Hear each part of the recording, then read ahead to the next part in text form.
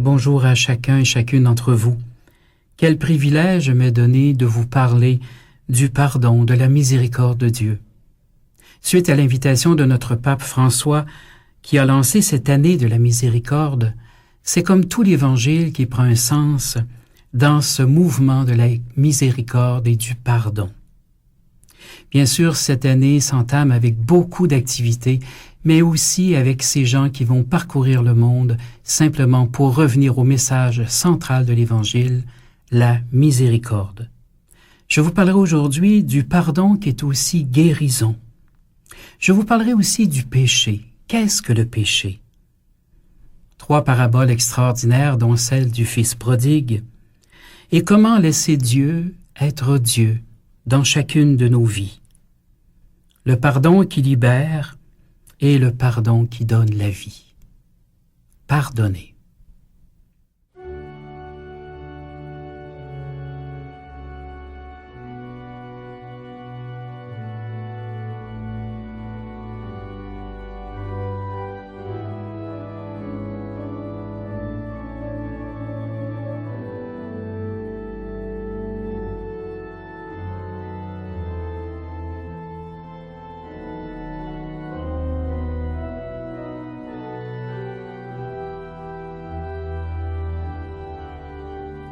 Le pardon est souvent guérison et guérison physique.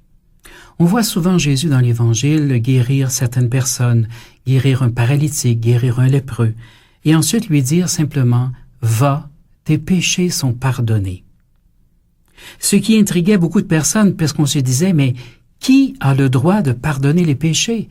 Dieu seul a ce droit. » Alors Jésus répondait simplement « Afin que vous croyiez que le Fils de l'homme a ce pouvoir de pardonner les péchés, je te le dis, lève-toi et marche. » Pour Jésus, guérir physiquement, c'était comme donner la preuve qu'il pouvait aussi guérir le cœur, guérir l'âme. Guérir le corps d'un paralysé ou de toute personne malade, peu importe, c'était simplement accorder au peuple la vision physique de son pardon qui est tout intérieur. Puisque la plus grande libération de l'être humain, c'est vraiment de pardonner. Alors, à de nombreuses fois, Jésus va accorder cette guérison physique en même temps que la guérison du cœur à travers le pardon qu'il accorde. Je te le dis, il est aussi facile pour moi de guérir que de pardonner. Lève-toi et marche. Je vous offre une chanson qui parle justement du pardon, de la purification, inspirée du psaume 99.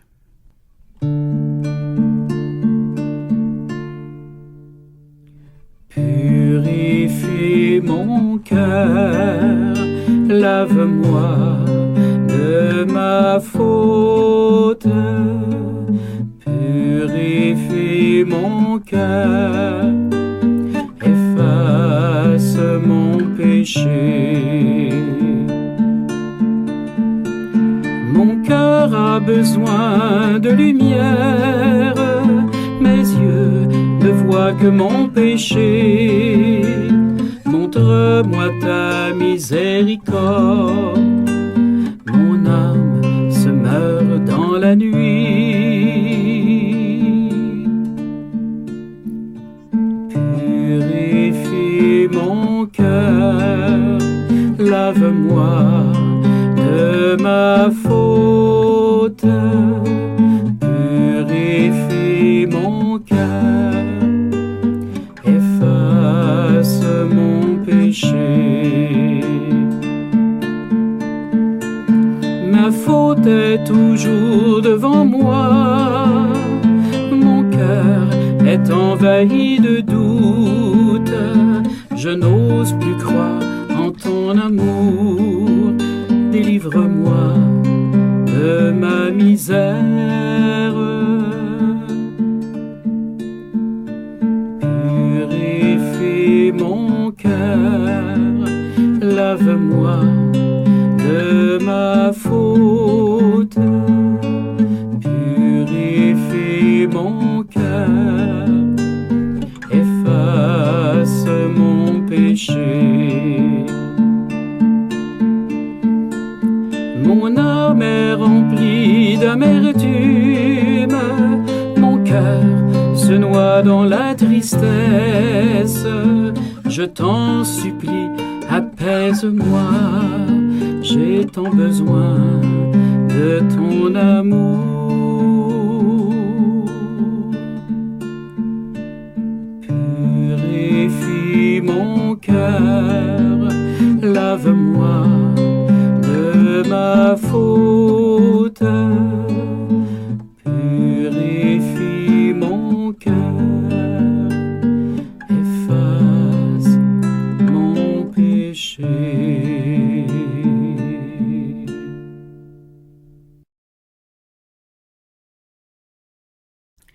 Le péché. Qu'est-ce que c'est réellement que le péché? J'étais une fois dans une école et j'avais échappé ce mot, un mot peut-être un peu dépassé. J'avais échappé le mot péché et quelqu'un derrière la classe me dit « Mais Yvon, le péché, ça n'existe plus. On nous a dit à l'école, c'était des choses anciennes, c'était des choses que les curés avaient inventées ou quoi que ce soit. Le péché n'existe plus. » J'étais un peu surpris qu'on me dise une chose comme ça et puis il me vient tout à fait une idée. Alors j'ai dit au jeune homme « Viens me voir ». Et quand il a été rendu tout près de moi, je fais comme si j'allais le frapper avec mon poing. Il se recule en disant « Mais qu'est-ce que tu fais? » Ben j'ai dit « Je vais te frapper. » Mais il dit « Non, pourquoi? » Ben j'ai dit « Parce que tu viens de me dire que le péché n'existe plus. Je peux te frapper et ça ne te fera pas mal. Puisque le péché, c'était le mal. » Alors il me dit « Mais c'est pas possible, qu'est-ce que tu me dis là? Tu viens juste de me dire que le péché n'existait plus. Pour moi, le péché, c'est tout ce qui était mal dans ma vie. Si je te frappe, ça ne peut pas faire mal puisque le péché n'existe plus. » Bien sûr, c'est une démonstration un peu facile. Mais est-ce que le mal existe dans ma vie? Je n'ai pas besoin de regarder qui que ce soit pour savoir que le mal existe vraiment. Le mal, il est en moi, il est autour de moi, il est dans mon cœur, dans mes pensées. Il est aussi dans tout ce que la vie nous apporte. Il y a la maladie et ce lot de malheur qui est là tout simplement. Oui, le mal existe. Donc, le péché existe. Mais on peut avoir toutes sortes de définitions du péché. Je vais simplement vous livrer la mienne aujourd'hui. Pour moi, un péché, c'est tout ce qui m'empêche d'aimer librement. Un péché, c'est tout ce qui m'empêche d'aimer librement. Mais pour bien comprendre cette définition, il faut d'abord comprendre la définition de liberté. La liberté, ce n'est pas de faire ce que je veux, quand je veux et comme je veux. Ça, c'est de l'anarchie. La liberté, c'est même pas de faire la différence entre le bien et le mal. La vraie liberté, c'est d'être capable de choisir le meilleur bien. Je vous donne un exemple très simple. Imaginez que je sois diabétique au dernier degré. Je dois prendre mon taux de sucre plusieurs fois par jour et prendre de l'insuline. Et que là, je viens juste de prendre mon insuline et que j'ai très très faim. On me présente deux choses. D'un côté, une pomme bien rouge, bien mûre, et de l'autre côté, un gâteau forêt noire. Un gâteau succulent avec de la crème, des cerises et puis du chocolat en abondance. Si je viens de prendre de l'insuline, qu'est-ce que je dois prendre selon vous? Bien sûr, vous allez me dire la pomme, puisque la pomme va me donner mes sucres lents, les sucres rapides, va calmer mon appétit et va faire en sorte que je puisse aller au prochain repas. Si je viens de prendre de l'insuline, c'est le meilleur choix. Mais le gâteau en lui-même, il n'est pas mauvais. Au contraire, il est délicieux ce gâteau. Mais pour quelqu'un qui serait diabétique au dernier degré, qui vient de prendre de l'insuline, ce ne serait pas le meilleur choix. Je ne choisis pas entre le bien et le mal, mais je choisis ce qui est le mieux pour moi. Donc, aimer librement, c'est aimer avec toute la liberté de mon cœur. Il y a des choses dans notre vie qui nous empêchent d'être libres. Si je pense, entre autres, à la nourriture, si je suis libre et que je suis diabétique, je vais prendre la pomme sans aucun problème. Mais si, par contre, en moi, il y a une petite passion qui s'appelle la gourmandise, tiens, qu'est-ce qu'elle fait, la gourmandise? Elle vient simplement saboter ma liberté. Je sais très bien ce qui est bon pour moi. Je sais que c'est la pomme que je devrais prendre. Mais si par hasard il y a cette petite passion en moi qui s'appelle la gourmandise, alors là je vais hésiter, je vais regarder le gâteau, il a l'air délicieux, et toutes les cerises et le chocolat et tout, mais je me dis non, je viens de prendre mon insuline, je devrais prendre la pomme. Et là la gourmandise vient saboter ma liberté. Il est possible que je prenne la pomme, mais il est bien possible que je prenne le gâteau par-dessus, parce que quelque part, ma gourmandise vient m'aveugler complètement sur ce qui est bon pour moi. Donc, aimer en toute liberté, c'est d'être capable de faire fi, de tasser tout ce qui vient empêcher la liberté dans mon cœur. Un péché, c'est tout ce qui m'empêche d'aimer librement. Un jour, je donnais une conférence et à la fin de la conférence, une dame très âgée vient me voir. Elle pleurait beaucoup. Alors, elle demande, est-ce que je pourrais vous parler 2 minutes? Comme elle pleurait, je voulais pas la laisser devant tout le monde, donc je prends un bureau et elle m'explique qu'elle a 85 ans et que ça fait 80 ans qu'elle attend cette journée-là. Elle me dit, mon père, vous savez, je suis venu ici par hasard et souvent, on sait très bien que le hasard, c'est la signature de Dieu. Elle est venue simplement à l'église un soir sans savoir exactement ce qui se passait. Elle est venue simplement peut-être pour passer le temps. Et puis, elle m'entend dire, un péché, c'est tout ce qui m'empêche d'aimer librement. Et elle se dit, c'est ce soir que je vais enfin libérer mon cœur. Elle me dit, mon père, il y a quelque chose qui m'a empêché d'aimer toute ma vie, mais que j'ai jamais dit à personne. À l'âge de 5 ans, elle a été abusée par son père. Et elle n'a jamais réussi à le dire à qui que ce soit. Elle était fille unique, donc pas de frères et sœurs à qui se confier. Elle ne voulait pas en parler à son père, puisqu'elle voulait pas que ça recommence. Et elle avait l'impression d'avoir trahi sa mère. C'est souvent une impression qu'ont les enfants qui ont été abusés. Elle avait l'impression que c'était de sa faute. Donc, elle n'a pas parlé à personne. À l'époque, les gens se mariaient rapidement, ils se mariaient très jeunes. Donc, elle a marié un homme, tout simplement. Ils se sont fréquentés quelques mois et puis voilà, ils se marient. Elle me dit, j'ai marié le meilleur homme du monde. Un homme qui était fin, un homme qui était doux, un homme qui était bon avec les enfants, un homme qui était très affectueux. Mais le problème qu'il avait, cet homme-là, c'est que lui, il était correct. Et moi, j'étais sale. C'est une autre expression de quelqu'un qui a été abusé dans son enfance. Elle se sentait salie. Comme son mari était très affectueux, chaque fois qu'il voulait la prendre dans ses bras, elle le repoussait en disant « Je n'ai pas le droit de le laisser faire, parce que lui, il est pur et moi, je suis sale. » Et puis le jeu a recommencé avec ses enfants. Quand un enfant lui sautait au cou, elle repoussait ses enfants disant « Ces enfants-là sont purs, moi je suis sale, je n'ai pas le droit de prendre ces enfants-là. » Et puis il y a eu les petits-enfants et ce fut la même chose. Suite à la conférence que j'ai donnée, elle comprenait qu'il y a quelque chose dans sa vie qui l'avait empêché d'aimer toute sa vie, pendant 80 ans. Et ce soir-là, elle est venue déposer aux pieds de Jésus son fardeau, sa blessure, son péché, mais pas un péché qu'elle avait commis. Ce n'est pas elle qui avait commis un péché, mais un péché qu'elle avait subi, et c'est elle qui subissait encore le poids de ce péché. Elle a compris ce soir-là que si elle venait le porter à Jésus, elle en serait à tout jamais libérée. Et là, je peux vous dire que cette dame pleurait, mais elle pleurait de joie. Je lui ai donné l'absolution, je lui ai fait comprendre que cette absolution-là venait guérir son cœur.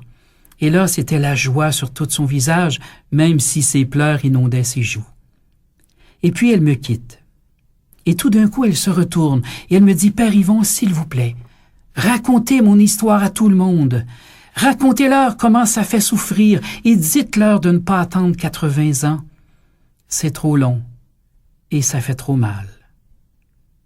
Dites-leur de ne pas attendre 80 ans. » Et c'est ainsi qu'à chaque fois que je parle du pardon, je parle de cette dame de 85 ans qui a tellement souffert dans sa vie et qui a attendu 80 ans pour libérer son cœur.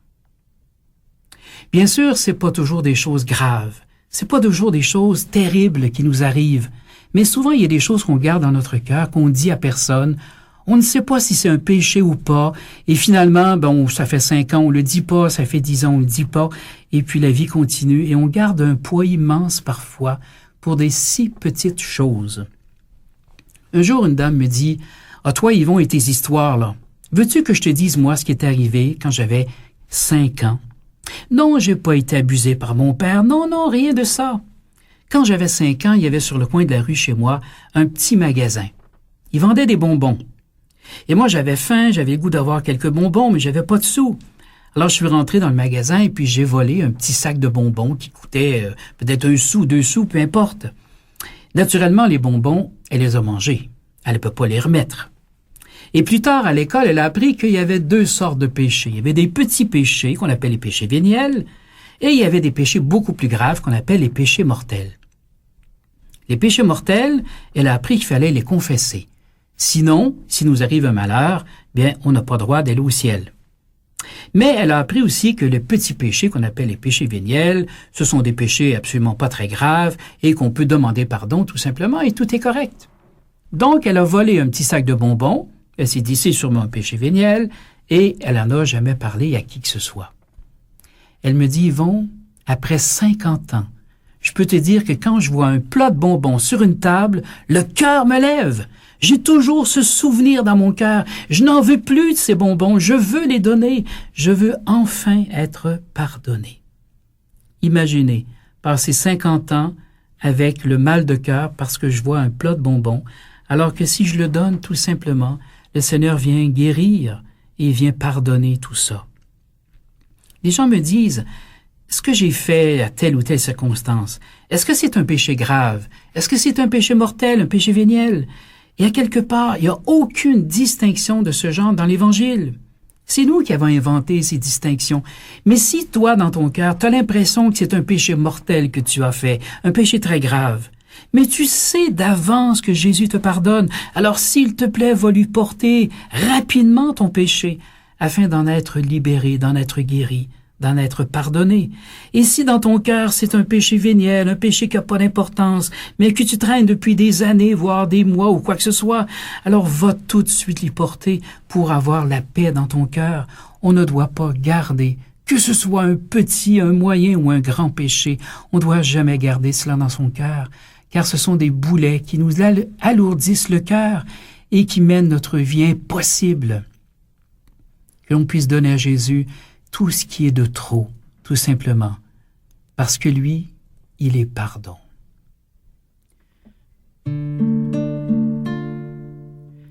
Purifie mon cœur, lave-moi de ma faute. Purifie mon cœur, efface mon péché.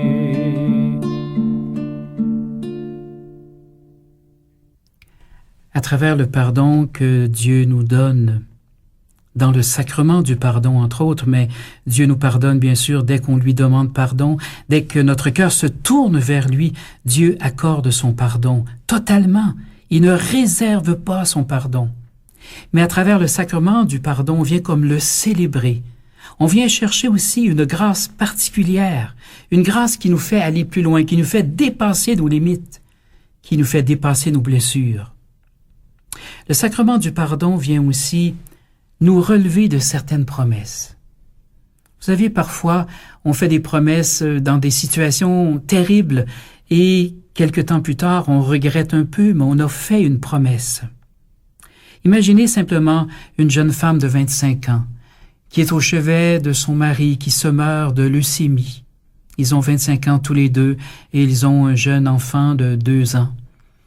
Et la jeune femme qui voit son mari qui se meurt, il va lui faire cette promesse. « Je te promets, t'es le seul amour de ma vie et je me remarierai jamais. » C'est des promesses qui sont terribles. Imaginez que 5 ans plus tard, elle rencontre un homme qui est très très bien, un homme qui ferait un excellent mari et un très bon père pour son enfant, mais elle a promis. Et cette promesse vient nous lier pour le restant de nos jours. Un prêtre, et ça n'importe quel prêtre, peut nous relever de n'importe quelle promesse. Il y a parfois des promesses qui sont terribles. Le grand-père est sur son lit de mort et les enfants sont tous autour. Et le grand-père va dire aux enfants, « Écoutez, ne vendez jamais la ferme, c'est l'héritage familial. C'est votre arrière-grand-père qui a gagné cette ferme-là et puis il faut garder, c'est l'héritage. » Alors naturellement, tous les enfants vont dire, « Oui, on te promet, on vendra jamais. » Mais 5 ans plus tard, la mère est tout seule sur la ferme. On aurait pu avoir des acheteurs, mais la ferme est tout à fait inopérante. Et on perd énormément. Mais on a promis. Des promesses qui sont trop difficiles à tenir et qui empêchent la vie de circuler. Un prêtre peut nous relever de n'importe quelle promesse. Il arrive qu'il y a des promesses qui sont faites de façon plus dramatique. Une jeune femme me raconte qu'avant son mariage, elle avait fait une promesse de chasteté avec son futur époux et tout allait très bien jusqu'à quelques jours avant le mariage. Quelques jours avant le mariage, ils sont tous les deux en train de préparer la salle avec les décorations, les fleurs et tout ça. Et c'est un petit couple qui était très, très amoureux l'un de l'autre, une grande tendresse entre les deux et tout. Et ce soir-là, ils sont ensemble, ils s'embrassent un peu, ils s'aiment beaucoup. Et puis bon, voilà que quelque part, ils vont mettre un terme à cette promesse de chasteté. C'est à quelques jours à peine de leur mariage. Donc, c'est pas un drame particulier. Sauf que la dame se dit le matin de ses noces, je vais quand même aller me confesser au prêtre afin de recevoir le sacrement du mariage dans un cœur pur, un cœur totalement libre. Ça partait d'une très bonne intention. Elle va à l'église un peu plus tôt. Le curé vient de finir un mariage juste avant le sien et elle va trouver le curé en lui disant « J'aimerais me confesser ». Alors le curé regarde sa montre, il lui dit « Oui, pas de problème, mais faites ça rapidement puisque votre mariage commence dans quelques minutes. » Et quand le curé a dit « Faites ça rapidement », c'est comme si elle entendait « Là, vous me dérangez, là, il faudrait faire ça rapidement. » Elle était comme incapable de dire vraiment ce qu'il y avait dans son cœur. Elle a dit 2 ou 3 choses et puis le prêtre a donné l'absolution et puis son mariage commence. Bon, ce n'était pas quelque chose de terrible. Mais dans son cœur, elle avait quand même rompu une certaine promesse. Quelques années plus tard, elle est enceinte et elle met au monde un petit garçon. Un petit garçon qui a beaucoup de difficultés à vivre. Il y a beaucoup de problèmes physiques. Il fait les hôpitaux, les médecins, l'enfant pleure constamment. Et après plusieurs mois d'attente, plusieurs mois de consultation de médecins, cet enfant-là pleure presque jour et nuit. Et cette femme, un soir, dans un moment de découragement complètement, elle dit « Seigneur, je te l'ai offert, cet enfant-là. Tu l'as pas voulu, hein? Ben moi, je vais le donner au diable. J'en peux plus. Je suis plus capable de l'entendre pleurer, cet enfant-là. » Et puis, elle s'endort sur son lit et l'enfant continue quand même de pleurer. Quelques mois plus tard, ça commence à aller mieux et l'enfant prend du mieux et puis voilà, on oublie un peu toute la situation. Quelques années plus tard, l'enfant est adolescent et il commence à avoir des fréquentations un peu douteuses. Quelquefois même, c'est la police qui le ramène à la maison. Et là, la mère se souvient amèrement de la parole qu'elle a dit. « Tu n'as pas voulu de cet enfant, alors je vais le donner au diable. » Et elle a l'impression qu'elle a vendu son enfant au diable. Et c'est pour ça qu'il y a problème par-dessus problème, que cet enfant-là ne semble jamais trouver son espace dans la vie. Et elle a dit, c'est de ma faute puisque je l'ai donné. Quand elle a entendu ma conférence, elle est venue me voir et elle a dit, est-ce que c'est possible que j'ai fait une promesse terrible, que j'ai promis mon enfant au diable et que c'est pour ça, justement, que cet enfant-là ne va pas bien? Alors, je l'ai rassurée puisque ce n'est pas la façon de donner un enfant au diable, et bien sûr, et c'est absolument pas son intention. Elle a donné ses paroles dans un moment de découragement. Mais les paroles quand même restent blessantes dans son cœur à elle et peut-être même dans le cœur de son fils. Alors je l'ai relevé de cette parole-là, qui n'était pas une promesse formelle, mais des paroles qui avaient blessé son cœur de maman et qui pouvaient peut-être entraver aussi le cœur de son fils. En tant que prêtre, par l'absolution, je l'ai relevé de ces paroles qui ont blessé, tellement blessé son cœur de maman. je peux vous dire qu'après, son cœur était tellement beau et limpide qu'elle a compris que de toute façon, elle était profondément aimée de Dieu et que son fils était profondément aimé de Dieu aussi. Mais je pense que ça prenait cet acte d'humilité de venir porter sa blessure au sacrement du pardon. Et ça prenait la grâce du pardon pour justement enrayer cette blessure profonde dans son cœur. Oui, bien sûr, le Seigneur peut nous relever de n'importe quelle promesse. Toutes les promesses qu'on a faites dans notre cœur, parfois, sans trop y penser. Je pense à des personnes qui ont des déceptions amoureuses terribles et qui vont dire un jour « plus jamais je vais aimer quelqu'un, ça fait trop mal ». Et quand ils rencontrent le véritable amour dans leur vie, alors ces paroles-là reviennent comme pour faire un mur complet entre la personne et eux, qui fait qu'ils ne sont plus capables d'aimer, parce qu'un jour ils ont fait ce serment terrible « plus jamais je pourrai aimer quelqu'un ». Encore là, dans le sacrement du pardon, le prêtre peut nous relever de n'importe quelle promesse, de n'importe quel serment qu'on a pu faire dans notre vie, à cause de blessures, à cause de circonstances qui ont vraiment blessé et brimé notre vie. Oui, Dieu est pardon, Dieu est libération.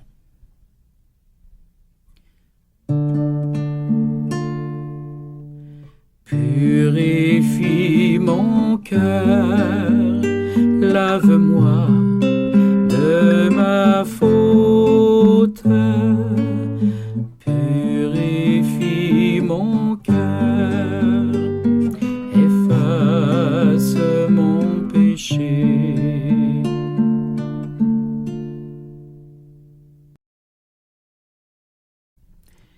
L'Évangile de Luc nous parle de 3 grandes paraboles, 3 très très belles histoires que Jésus nous raconte pour nous montrer jusqu'à quel point Dieu aime la personne et est toujours prêt à pardonner.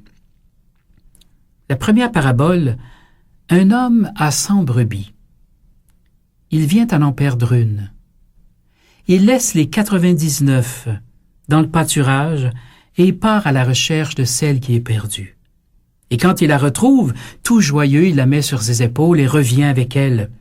Il appelle ses amis et leur dit « Réjouissez-vous, réjouissez-vous avec moi, car j'ai retrouvé la brebis qui était perdue. » Et la fin de la parabole nous dit « Il y a plus de joie dans le ciel pour un seul pécheur repentant que pour 99 justes. » La deuxième histoire est tout à fait identique. Une femme a 10 pièces d'argent. Elle en perd une. Elle fait le ménage dans toute la maison, ouvre des lampes et tout, jusqu'à ce qu'elle ait retrouvé la pièce qui était perdue. Puis elle appelle toutes ses amies et elle leur dit « Venez fêter avec moi, réjouissez-vous, car j'ai retrouvé la pièce qui était perdue. » Il n'y a plus de joie dans le ciel pour un seul pécheur repentant. Et la dernière parabole, c'est un peu le phénomène de l'entonnoir. La dernière parabole, un homme avait 2 fils. On commence par 100 brebis, 10 pièces d'argent et 2 fils. Le plus jeune dit à son père, « Père, donne-moi la part d'héritage qui me revient. » Et le père partagea son héritage, et le plus jeune partit pour un pays lointain où il gaspilla tout son bien. Survint dans le pays une famine énorme, et le jeune homme n'a plus de quoi manger. Il va même s'embaucher chez un fermier pour garder des cochons. Il aurait aimé manger ce que mangeaient les cochons, mais personne ne lui en donnait. Alors dans son cœur, il fait un peu comme une prière. Il s'adresse à son père en disant « Père, je ne suis plus digne d'être appelé ton fils, traite-moi comme un ouvrier. » Alors il part à la recherche de son père. Le père, lui, depuis longtemps, regarde chaque matin au loin si son fils ne reviendrait pas. Et un bon matin, il voit une silhouette arriver, il est sûr que c'est lui. Alors il part à sa rencontre, se jette à son cou et l'embrasse et lui dit « Mon fils, tu es de retour. » Le fils n'a même pas le temps de donner sa confession. Tout de suite, le père va lui remettre un vêtement neuf, une bague au doigt et des sandales. Et puis il dit à tout le monde « Venez fêter, mon fils qui était perdu est retrouvé. » Le fils aîné qui est au champ revient, il entend la musique et la danse et il se demande un peu qu'est-ce qui se passe. Alors un des serviteurs lui dit, « Mais c'est ton frère qui est revenu, et ton père a fait tuer le veau gras, il fait la fête. » Et le fils aîné refuse. Il refuse systématiquement d'entrer dans la maison, d'entrer dans la fête. Alors le père va sortir pour lui dire, « Mais qu'est-ce qui se passe, mon fils? Ton frère est revenu, il était perdu, il est retrouvé. » Et le fils aîné refuse d'entrer dans cette action de grâce, parce qu'à quelque part, il perd à nouveau la liberté avec son père à lui. Il y a plus de joie dans le ciel pour un seul pécheur repenti. Les 3 paraboles finissent de la même façon. Il y a des symboles importants dans cette parabole. Tout d'abord, l'héritage. Il est absolument hors de question que le fils, le plus jeune, demande quoi que ce soit au père. C'est au fils aîné de demander. Mais on ne demande pas l'héritage tant que le père est encore en vie. Est-ce que ça voulait dire pour le fils le plus jeune que le père n'existait plus? Que le lien rompu entre le père et le fils était suffisamment brisé pour qu'il demande l'héritage comme si son père était mort? Et puis, il gaspille tout. Il ne tient pas compte de tout ce que le père lui a remis. Mais arrivent des moments de famine, et c'est toujours un peu dans ces moments que notre cœur se réveille, on dirait. Parfois, il faut toucher le fond du baril pour comprendre jusqu'à quel point on était heureux avant et revenir dans ce que le Père nous promet. Donc, il fait le dessein de revenir vers son Père. Dès que le Père l'aperçut, il a bien vu que son fils avait vendu tous ses beaux vêtements. Le vêtement, pour un bon juif, c'est la dignité. Donc le père voit arriver son fils avec un vêtement sali, un vêtement déchiré. Et il va dire au serviteur, apportez-lui la plus belle robe. Redonnez-lui sa dignité. Mettez-lui des sandales aux pieds, parce que le jeune homme avait vendu ses sandales, puisque les sandales sont le signe d'un homme libre. Et si tu marches nu-pied, alors tu es esclave. Et si tu es un esclave nu-pied et que tu n'as pas de marque, comme de quoi que tu appartiens à un maître, n'importe qui peut prendre possession de toi. Mettez-lui des sandales aux pieds, redonnez-lui sa liberté. Et puis, redonnez-lui l'anneau qui est l'anneau d'appartenance à la famille.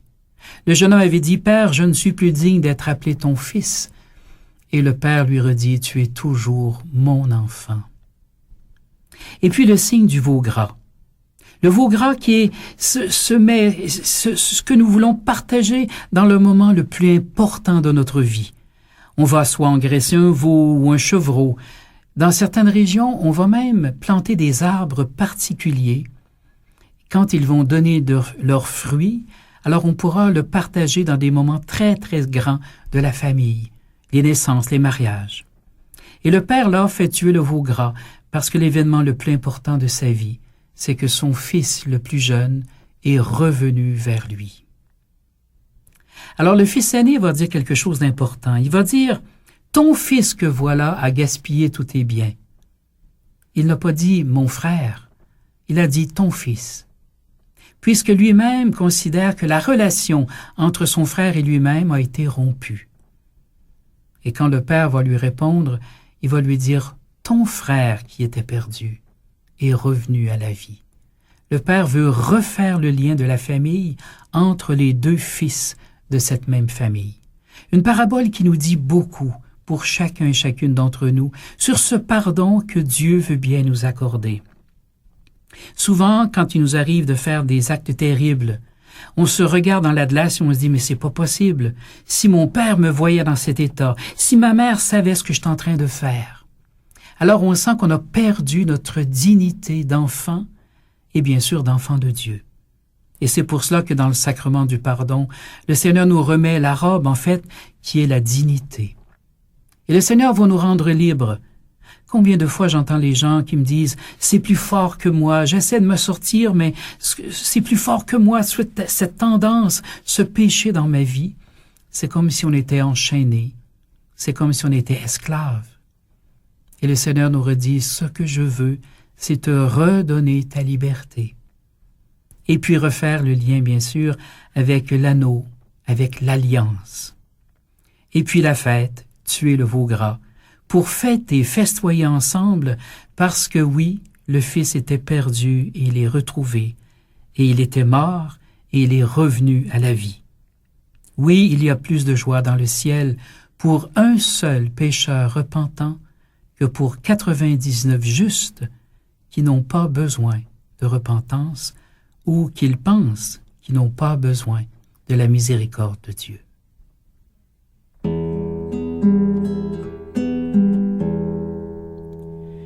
Je vous donnerai un cœur nouveau, je vous ramènerai jusqu'à mon Père, alors vous saurez que je suis la source de la vie, la source de la vie. Reviens, reviens vers moi, il y a longtemps que tu es parti, et moi chaque matin, sans me lasser, je cherche à l'horizon ton visage. Je vous donnerai un cœur nouveau, je vous ramènerai jusqu'à mon Père, alors vous saurez que je suis la source de la vie, la source de la vie. Lève-toi, regarde-moi, pourquoi pleurer?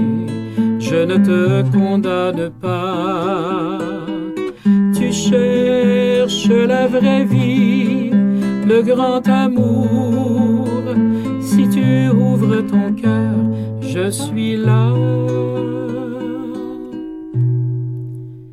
Je vous donnerai un cœur nouveau, je vous ramènerai jusqu'à mon Père, alors vous saurez que je suis la source de la vie,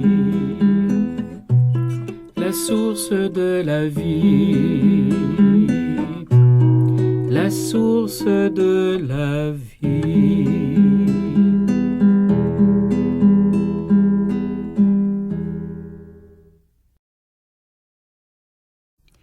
Devons-nous pardonner toujours? Devons-nous pardonner l'impardonnable? Un jour, on demandait à Jésus, combien de fois dois-je pardonner? Et Jésus leur dit 70 fois, 7 fois, ce qui veut dire à l'infini. Ce qui vient sauver nos vies, c'est justement le pardon. Non seulement le pardon qui vient de Dieu, mais aussi le pardon qu'on s'accorde à soi-même et aux autres. Il est parfois plus facile de pardonner aux autres qu'à soi-même. Mais certaines choses sont extrêmement difficiles de pardonner. Et je crois même qu'il y a des pardons qui nous sont impossibles.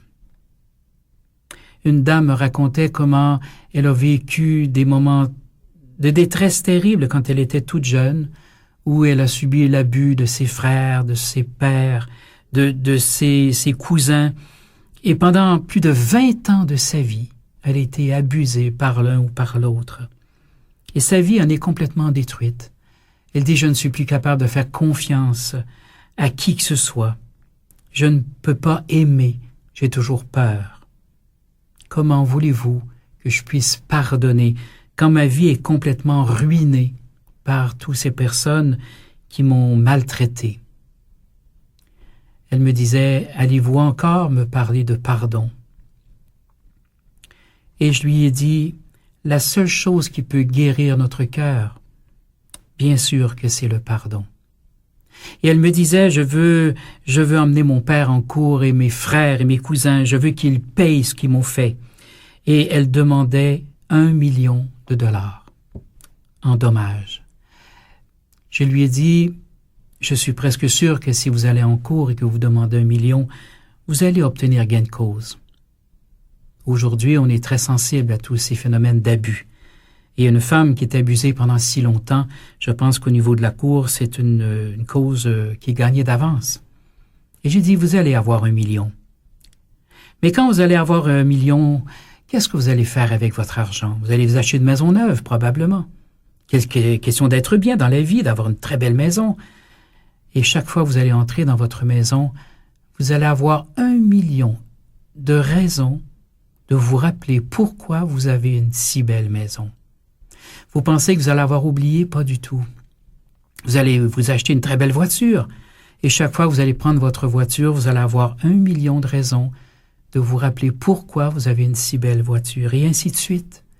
Vous pensez que parce que vous allez obtenir 1 million de dollars en dommages, que vous allez oublier? Pas question, pas du tout. Le Seigneur ne vous invite pas à oublier ce qui est arrivé, mais plutôt à pardonner. Et je sais que vous ne pouvez pas le faire. Voulez-vous laisser Dieu être Dieu dans votre vie? Jésus savait très bien qu'il y a des pardons qui nous sont impossibles. Si tout avait été possible, il nous aurait dit « Pardonnez 70 fois, 7 fois ». Il nous aurait montré comment faire, puis il serait remonté vers son Père, c'est tout. Il n'était pas obligé de mourir. Mais comme il savait qu'il y a des pardons qui seraient impossibles, il est allé jusqu'au bout du pardon. Et c'est quand il a eu les mains transpercées, le cœur transpercé, et qu'il a crié vers son Père en disant « Père, pardonne-leur, parce que eux ne savent pas. Pardonne-leur, Père, parce qu'eux sont incapables de pardonner jusqu'au bout. Parce qu'il y a des pardons qui leur sont impossibles. Père, je donne ma vie afin que toi tu pardonnes à leur place. » Et c'est alors que Dieu devient Dieu dans notre vie. C'est alors que Dieu peut être entièrement Dieu et qu'il fasse ce miracle d'amour du pardon pour les pardons qui me sont impossibles. Un enfant qui a été battu par un père alcoolique, qui a été abandonné par une mère qui ne pouvait plus vivre, qui a été abandonné par des gens qui se sont suicidés. Ces pardons sont impossibles à donner. Ces pardons nous dépassent infiniment. Et tous ces pardons ont été accomplis sur la croix quand Jésus a dit « Père, pardonne-leur. » Merci mon Dieu pour ton amour, pour le don de la vie. Merci mon Dieu pour ton amour, pour le don de la vie.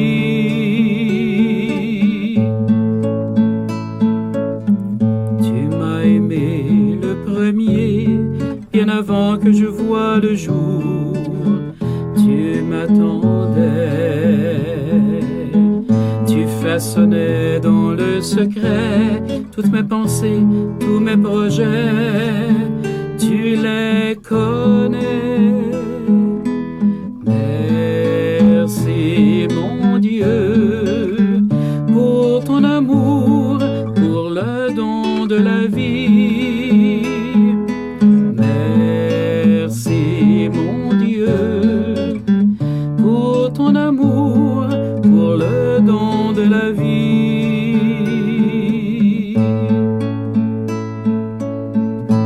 L'amour de mon père et ma mère, c'est toi qui as réalisé tout ça pour moi.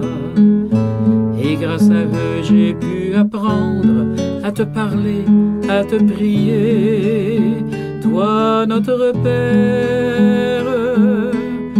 Merci mon Dieu pour ton amour, pour le don de la vie.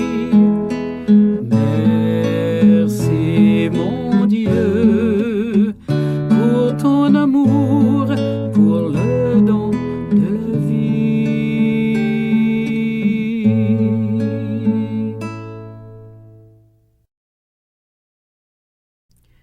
Le pardon est une source de libération. Se pardonner à soi-même, même pardonner à Dieu. Certaines circonstances de notre vie font que nous vivons des événements terribles.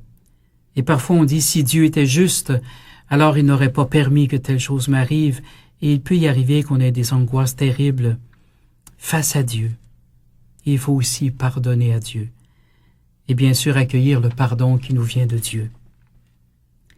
Un jour, j'étais dans un lieu de pèlerinage et un homme arrive, j'étais dehors en train de confesser.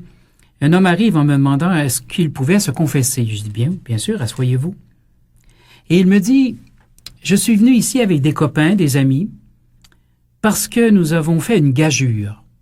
Ah, quelle sorte de gageure vous avez fait? Il me dit, l'année dernière, nos femmes sont venues à ce lieu de pèlerinage et nos femmes, quand elles sont revenues à la maison, elles étaient complètement virées sur le capot. Elle était folle, complètement. Tous les jours, elle allait à la messe, elle récitait le chapelet, elle lisait la Bible. Ils ont viré complètement folle. Alors nous, les hommes, on s'est dit, on va faire la même chose que nos femmes, mais on va leur prouver qu'on a une tête sur les épaules et nous, on ne reviendra pas fous comme elles sont revenues à la maison. Bon, j'avais jamais entendu une histoire aussi carambolesque, mais quand même, pourquoi pas? Alors je dis, mais votre gageure, ça comprend quoi? Alors l'homme me dit, d'abord, il fallait aller à la montagne. On est allé ce matin. Bon, très bien, c'est une chose de fait. Deuxièmement, il faut se confesser. Il dit, c'est ce que je suis en train de faire. Très bien. Et troisièmement, il nous dit, il faudra aller à la messe, on va aller tout à l'heure. Donc, on va faire la même chose que nos femmes et on va revenir à la maison sans être fou. Bon, je dis, c'est très bien, c'est une bonne gageure quand même. Mais moi, je sais très bien que dans tous les lieux de pèlerinage du monde, que ce soit la Vierge ou le Seigneur, il nous attire non pas pour une gloriole personnelle, mais bel et bien pour nous accorder le pardon dans notre vie. Alors je dis à l'homme, très bien, tu peux te confesser. Et l'homme, il me dit comme ça, « Oh, mais vous savez, mon père, moi, j'ai pas de péché, hein. Non, moi, je suis un bon gars, moi, je fais pas de péché, moi, toute ma vie est bien, moi, je fais pas de problème, et etc., etc. » Bon, moi, j'avais un certain problème parce que je me dis, l'homme veut se confesser, mais il n'y a pas de péché. Donc, s'il n'y a pas de péché, il n'y a pas de pardon. S'il n'y a pas de pardon, il n'y a pas de confession. Il va manquer sa gageure. C'est comme tu vas chez McDo, mais tu n'as pas faim. Alors, je dis à l'homme, mais comment on va faire? Et là, dans mon cœur, il y a quelque chose qui, comme une petite voix qui me dit, Yvon, parle-lui de son épouse. Ben oui, mais son épouse, je la connais pas. La seule chose que je sais de son épouse, c'est qu'elle est virée folle l'année dernière. Mais sinon, je connais rien d'elle. Mais dans le fond de mon cœur, il y a une petite voix qui dit, mais parle-lui de son épouse. Alors, je lui dis comme ça, mais ton épouse, comment elle va? Il me regarde les yeux pleins d'eau. Il me dit, mon épouse? Ben oui, tu m'as dit ton épouse, tout à l'heure, elle est venue ici. Et là, il me dit, mais en larmes, mon épouse va mourir. Mon épouse va mourir bientôt et je sais plus quoi faire. Et là, il commence à me raconter dans les larmes, dans les sanglots et tout ça. Il me dit, vous savez, mon père, c'est la femme que j'aime le plus au monde. Je l'aime tellement, mon épouse. Mais je lui ai jamais dit que je l'aimais. Je l'ai trompée des milliers de fois dans ma vie. J'ai jamais dit à ma femme que je l'aimais, mais je l'aime tellement. Mais là, elle va mourir et je sais plus quoi faire. Je suis complètement désespéré. Il me raconte sa vie d'un bout à l'autre. Après 1 heure, cet homme pleure toujours. Il est complètement découragé. Et je le regarde droit dans les yeux et je lui dis, tu sais, toi, t'es venu ici supposément pour une gageure. T'as pris une gageure avec tes chums.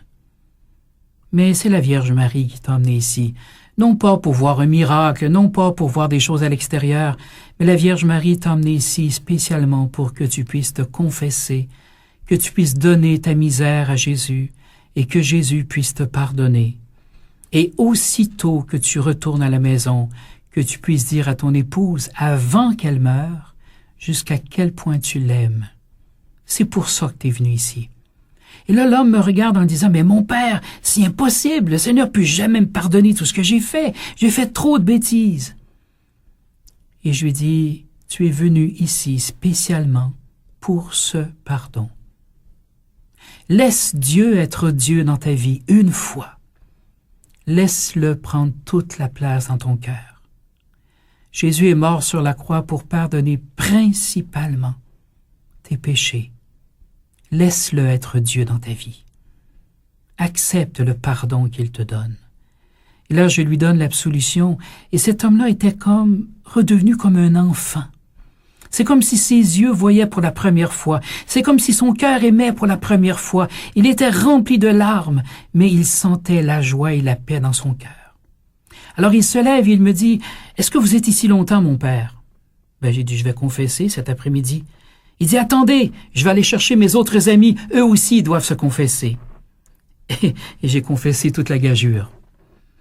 Le Seigneur nous invite à aller le rejoindre dans le sacrement du pardon, non pas pour nous humilier, non pas pour nous rabaisser, mais simplement parce qu'il nous aime et qu'il veut simplement libérer notre cœur, libérer notre âme, notre être, nous rendre libres dans toutes les dimensions de notre vie.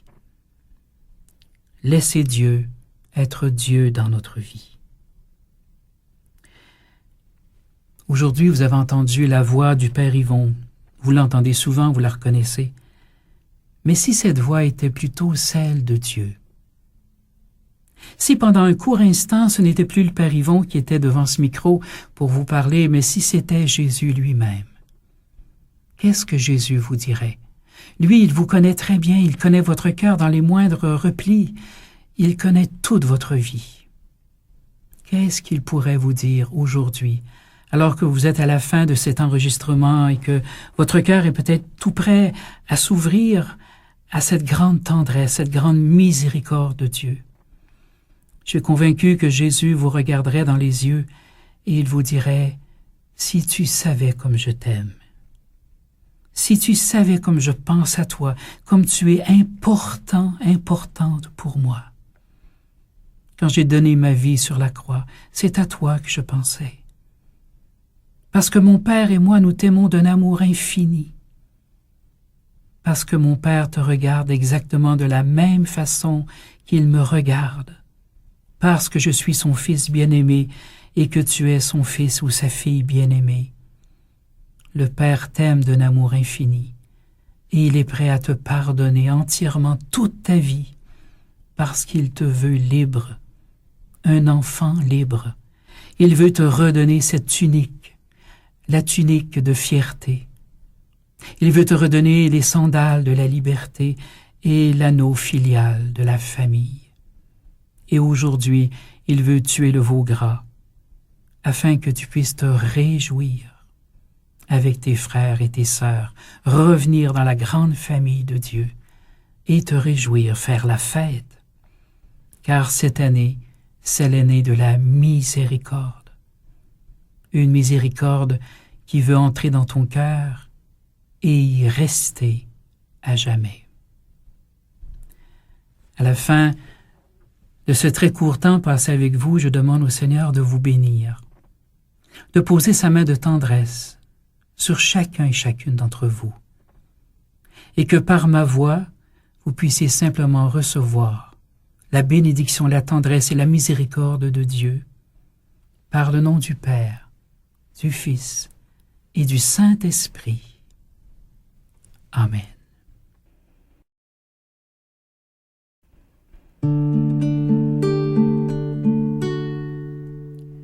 Prends mon cœur, je l'ai gardé pour toi, mon Dieu. Prends mon cœur, c'est ce que j'ai de plus précieux. Prends mon cœur, il chantera pour toi, mon Dieu, le jour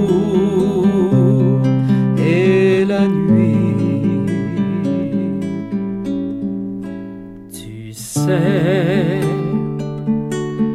tu m'as séduit un beau matin comme le soleil qui surprend la fleur au printemps, et chaque jour tu viens me caresser le cœur de ton amour qui me fait chanter de bonheur, de bonheur. Prends mon cœur, je l'ai gardé pour toi, mon Dieu. Prends que j'ai de plus précieux. Prends mon cœur et le chantera pour toi, mon Dieu, le jour et la nuit. Maintenant, en plein soleil de midi, je viens vers toi. Je veux te suivre dans la vie, et aujourd'hui, je m'abandonne entre tes bras, car je sais bien que toute ma vie est faite de toi, faite de toi. Prends mon cœur, je l'ai gardé pour toi, mon Dieu. Prends mon cœur, c'est ce que j'ai de plus précieux. Prends mon cœur et le chantera pour toi, mon Dieu, le jour et la nuit.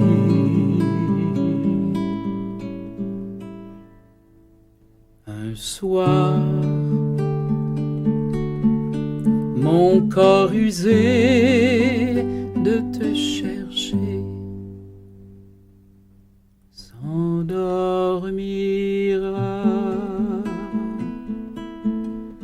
comme un enfant contre son père, et devant toi, mes yeux, pour la première fois, pourront te voir sans jamais plus se refermer, se refermer. Prends mon cœur, je l'ai gardé pour toi, mon Dieu. Prends mon cœur, c'est ce que j'ai de plus précieux. Prends mon cœur, il chantera pour toi, mon Dieu, le jour et la nuit.